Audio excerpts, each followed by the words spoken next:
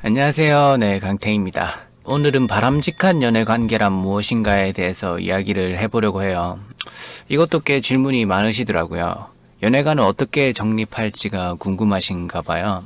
사실 이건 누누이 얘기하지만 밸런스가 되게 중요하다고 생각해요, 저는. 왜냐하면 제가 연애나 인간관계에 대해서 관심을 가진 지가 꽤 오래됐는데 이 밸런스만큼 중요한 게 사실 아직 안 보이거든요. 이것만 서로 잘 맞아도 이게 잘 맞는 사람을 만날 수만 있다면 뭐 잦은 트러블은 당연히 있겠지만 큰 트러블은 없이 오래가는 연애를 할 수 있는 게 아닌가 싶어요. 그리고 제가 이런 이야기를 하는 것도 막 그냥 지어내는 게 아니라 어느 정도 심리학을 기반으로 검증이 된 것들로 이야기를 많이 하고 있어요. 뭐 신경심리학이나 뭐 발달심리학, 사회심리학, 뭐 성격심리학, 임상심리학 뭐 이런 것들을 제가 좋아해요. 여튼 대중심리학을 제외하고요. 대중심리학은 뭐 맞는 말도 많이 있긴 한데 생각보다 카더라 통신도 되게 많거든요. 여튼 이런 것들을 찾아보고 책 읽고 하는 것들을 제가 좋아하기도 하고요. 여튼 예를 들면 뭐 빅5 표준 성격 분포를 토대로 얘기한다든지 유명한 심리학자들의 말을 중간에 인용한다든지 험버그의 뭐 사랑의 삼각형 이론 이런 대표적인 것들을 토대로 이야기를 많이 하고 있는 거예요, 저는. 그리고 제가 종교 자체는 없고 무교지만 모든 종교 교리에는 굉장히 원론적인 게 많이 담겨 있어서 이것도 좀 흥미롭더라고요. 그런 것들 읽고 정리하는 것도 좀 좋아해요. 그래서 제가 원론적인 걸 토대로 얘기하는 경우가 많죠. 여튼 경험하는 것도 좋아하지만 생각하고 읽는 것을 더 많이 좋아하는 것 같아요. 비중으로 따지면.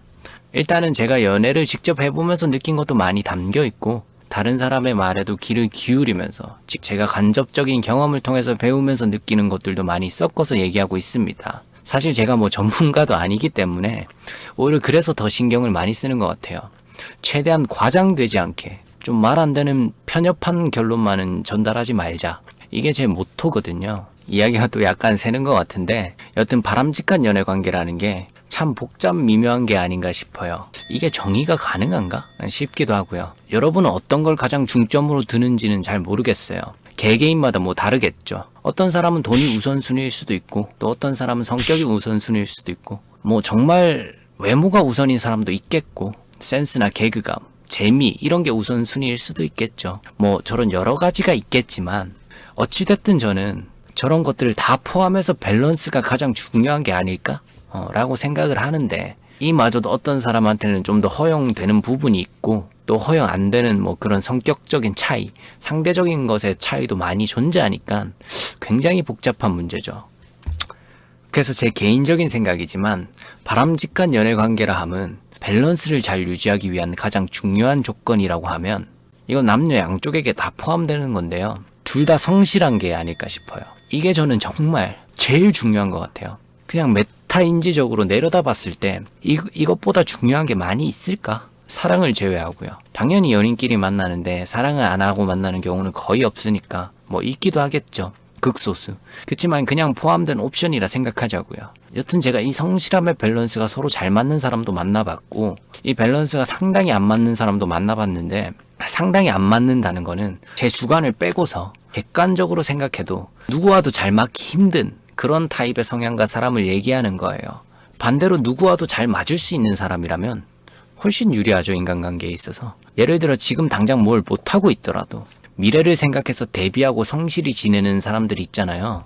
이건 안 답답해. 그런 사람은 괜찮은 거지. 그게 상관없죠. 당장 환경이나 상황 때문에 아직 꽃을 못 피웠을 가능성이 농후하니까. 이 정도는 누가 봐도 그럴 수 있는 거죠. 뭐가 안 풀리더라도 그래도 뭔가를 하고 있는 거잖아. 근데 정반대로 되게 게으르고 뭐 회피하고 뭐 포기하는 게 약간 습관인 사람이 있어요. 이게 절대 일에만 국한되는 게 아니야. 일만 엄청 좋아하고 다른 것에 다 게으르고 다른 일에 무관심한 사람들 대부분은 워커홀릭이 맞아. 하지만 그 워커홀릭마저도 저렇지 않은 사람이 훨씬 더 많아요. 워커홀릭도 워커홀릭 나름인 거야. 다 그런 건 아닙니다. 그렇게 일하면서 연애를 할 기회가 없어서 그런 거지. 기회가 생기면 연애 잘하는 경우가 훨씬 많습니다. 비중으로는 그래요. 여튼 제가 말하고 싶은 것은 진짜 그 사람이 바뀔 거라고 내가 순수하게 믿어줘도 절대 바뀌지 않는 그런 사람들이 있어요. 그런 사람을 두고 말하는 겁니다. 근데 이게 저는 성실도와 엄청나게 연관되어 있다고 생각을 하거든요. 보통은 특징이 이거죠. 성실성은 낮고 예민성은 높고 그리고 개방성도 막 높은 사람들이 있다고 쳐요. 뭐 개방성은 높을 수도 있고 낮을 수도 있어요. 그렇지만 이 성실성이랑 예민성은 되게 중요해요. 예민성이 되게 높고 성실도가 되게 낮고 이런 사람들은 맞춰주려면 암 걸립니다. 대부분 못 맞춰줘요. 하나 쉽게 예를 들면 이런 거예요. 보통 우리가 생각하는 노력의 기준에서 한참 벗어난 노력을 해놓고, 그러니까 남이 볼 때는 별거 안 한 것처럼 보이는 정도인 거죠. 계획도 너무 허무맹랑해. 내가 취미로 해도 저 정도는 하겠는데? 이 정도 수준을 말하는 겁니다. 여튼 거의 취미 수준으로 보이는 거예요. 근데 그 정도 하고 엄청 지쳐요.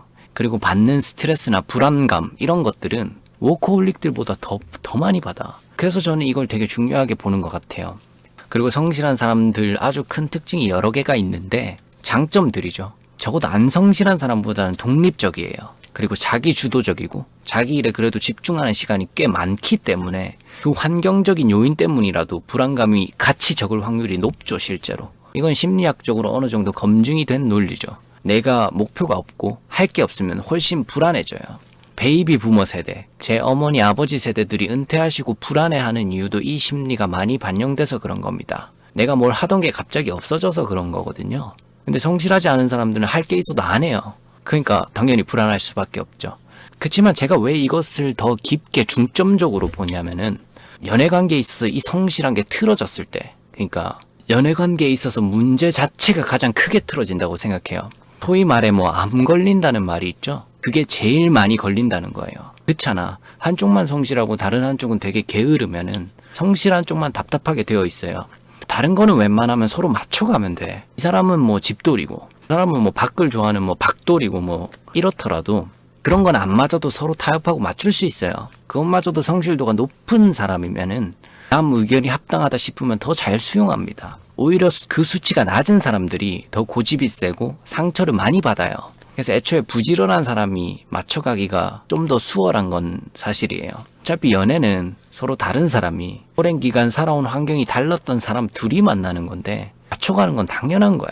서로 갈등도 당연히 생기겠죠. 하지만 저 큰 틀이 너무 밸런스가 안 맞으면은 한쪽이 엄청난 스트레스를 받게 돼요. 왜냐면 내가 해결해 줄 수가 없거든요, 거의.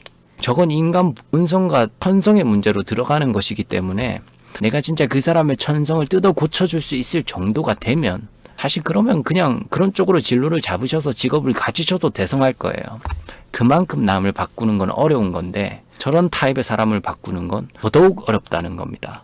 그 중심에 나는 성실도가 있다고 믿는 거지. 부분적으로는 게으를 수 있어요. 모든 부분에 완벽한 사람은 잘 없으니까. 하지만 여러 번 봤는데도 좀 많이 답답한데? 이런 생각이 머릿속에 자주 떠오르면은, 그러니까 머리로는 알겠는데 싶은 것들은 거의 머리가 맞는 경우가 많습니다. 이미 반복적인 힘든 경험이 있어서 머리가 그걸 자세히 아는 거거든요. 근데 그게 시간이 더 지나간다고 해서 이게 좋은 결과가 나올 확률은 극히 드물어요. 그 머릿속에 생각이 맞을 확률이 오히려 훨씬 높습니다. 그래서 제가 생각하는 바람직한 연애 관계라고 하면은 우리 사랑해서 만나고 끌려서 만나는 건 애초에 너무나도 당연한 거니까 성실도 책임감 이런 것에 조금 핀트를 많이 주면 좋지 않을까 생각을 해요.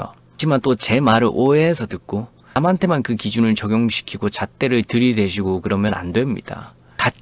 이게 같이 그렇게 되어줘야 하는 거야. 그래야 서로 스트레스를 덜 받고 서로 암이 안 걸려요. 나도 그런 사람이 되려고 평생을 노력해야겠죠. 그건 내 인생에도 도움이 되는 것들이니까. 주변에 오래가는 커플들이 있으면 시간 날 때 한번 쭉 훑어봐 보세요. 그 사람들이 연애할 때 아주 힘든 시기가 있었다고 해도 믿어주면 바뀌는 성향을 가진 사람이 대부분일 거예요. 그렇게 봐도 대부분 맞을 겁니다. 아니면 한쪽이 너무 착해서 엄청 희생하고 있을 수도 있는 건데 이건 생각보다 그리 많은 비율은 아니거든요. 여튼 제 결론은 그래요. 바람직한 연애 관계란 둘 다 성실한 것. 그러니까 그 외의 것들은 웬만한 건 맞춰갈 수 있다. 그리고 서로 고집 부리는 것도 약간씩만 양보해서 줄이면 더 베스트겠네요. 영상이 도움이 되셨다면 구독하기와 좋아요 부탁드립니다.